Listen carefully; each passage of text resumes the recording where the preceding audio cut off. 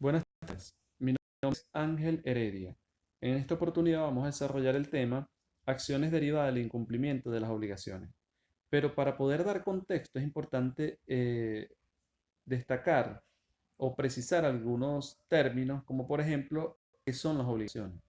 Entendidas ellas como la prestación de dar, hacer o no hacer que recae en cabeza de un deudor que está vinculado a un acreedor a través de una relación jurídica y que constituyen entonces una obligación. Esa conducta de dar, hacer o no hacer constituye entonces la obligación del deudor para con el acreedor, pero que está vinculado en una relación jurídica, que es importante destacarlo.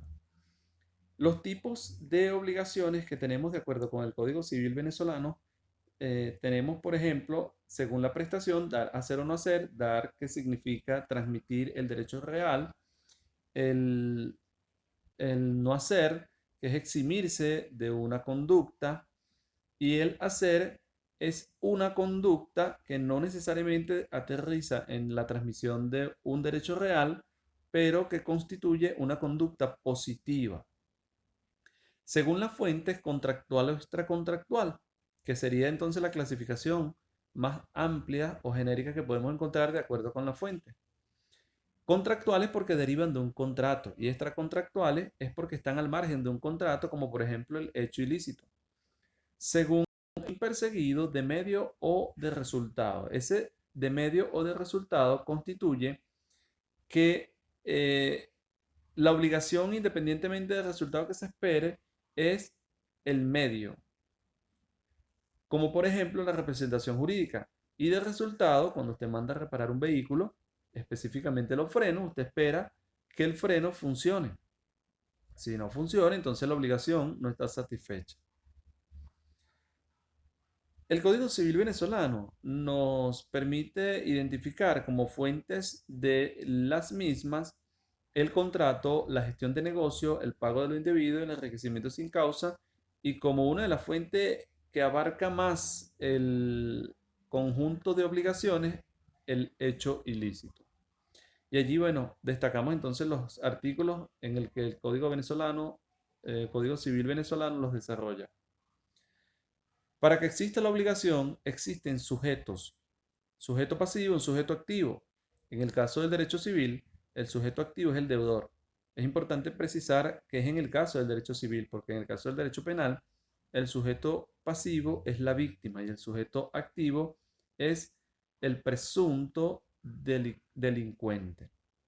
Volviendo al tema del derecho civil, los sujetos pueden ser personas naturales o jurídicas, ambas o una con la otra, eh, pero para que exista, para que se materialice la relación de sujetos, cada uno de ellos tener capacidad jurídica, capacidad de goce y capacidad de ejercicio. Esa capacidad jurídica es la capacidad que establece la ley mediante el cual una persona natural o moral puede representarse jurídicamente. El génesis y la responsabilidad estriba en el 1185 del Código Civil venezolano. Pero para ello es importante destacar que el concepto de responsabilidad tiene dos acepciones que se complementan. Una, que es la disposición a resolver asuntos. Y la otra es esa disposición de asumir las consecuencias a partir de la conducta de la gente. El 1185, entonces, en ese sentido, establece que quien cause un daño, bien sea con intención, por negligencia o imprudencia, le cause un daño a otro, que sería en este caso un acreedor, está obligado a repararlo. Igualmente, quien haga abuso de su derecho. Quiere decir entonces que la acepción tomada por el Código Civil de acuerdo al concepto de responsabilidad es el de asumir las consecuencias de los actos. Esa categoría de responsabilidad civil eh, la podemos encontrar, por ejemplo, según la naturaleza de la conducta incumplida, si deriva de un contrato, si deriva al margen de un contrato, o si es una conducta establecida por la ley, pero que no la hemos cubierto, no la hemos materializado, como por ejemplo la manutención y la educación que deben los padres con los hijos. Al no cumplirse, es un incumplimiento de obligaciones establecidas por ley, que es la responsabilidad legal. Según la obligación de reparar provenga o no de culpa de la gente, tenemos la responsabilidad subjetiva, que en este caso contempla que exista culpa o imprudencia por parte de la gente, lo cual va a darle un carácter relativo. En el caso de la responsabilidad objetiva, independientemente de que exista culpa o no, o independientemente de que exista culpa eh, o negligencia por parte de la gente, está obligado a repararlo.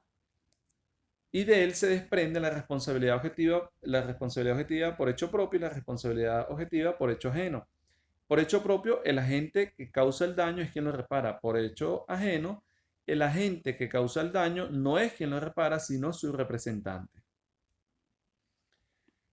Existen unas causas que eximen de la culpa o eximen de la responsabilidad o eximen o minimizan el efecto de la responsabilidad. Hay causas que eliminan la culpabilidad, como por ejemplo la ausencia de culpa, que la culpa no sea del agente, del deudor o del deudor, el sujeto pasivo. Que la conducta adoptada por el sujeto pasivo sea lícita, por lo tanto lo exime de la responsabilidad. O que actúe en legítima defensa, es decir, para proteger sus intereses o el de otro que está en mayor valor dentro de la escala de los derechos tutelados o de los bienes jurídicos tutelados por el derecho. Las causas o circunstancias que eliminan la relación de causalidad son conductas culposas o no de la gente, o es la conducta culposa o no de la gente que no causa el daño. Es decir, que el agente no sea quien tenga la culpa o haya causado el daño. Puede ser un tercero o puede ser incluso el acreedor que con su conducta generó la posibilidad de que el deudor no cumpliera con su obligación. Existen causas que pueden ser eximientes o atenuantes, es decir, pueden ser que probablemente pudieran eximir o atenuar la responsabilidad civil. El hecho de tercero, que lo que haya causado el incumplimiento de la obligación deriva de un tercero o que haya sido la víctima quien haya causado la imposibilidad de cumplir con la obligación. Hay causas o circunstancias que reducen el impacto de la responsabilidad, como por ejemplo el estado de necesidad, la pluralidad de culpa o la compensación de culpa. Ese estado de necesidad no es más que una situación en la que se encuentra un sujeto que procura eh, proteger su bien jurídico y que no obtuvo más opción frente al deudor que incumplir con la misma, incumplir con la obligación, pues. La pluralidad de culpa, que existan culpa entre el deudor y el acreedor, pero que a su vez pudieran ser compensadas.